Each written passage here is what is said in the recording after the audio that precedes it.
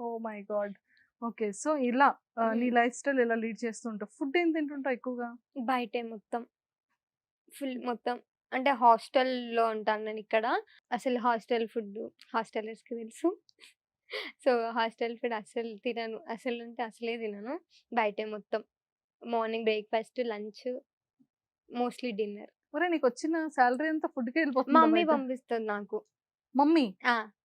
Weekly పంపిస్తది. ఏంటి? Money. నీ సాలరీ ఏం చేస్తావు? నేనే తింటా. ఇది నాకర్థం అంటే నా హాస్టల్ ఫీ ఎక్కువ.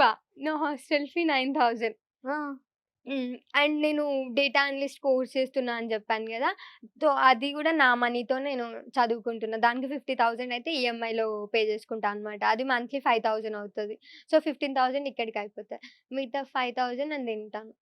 మా మమ్మీ పంపించేయి తింటాను. ఈ 5,000తో షాపింగ్ జేసుకుంటాను.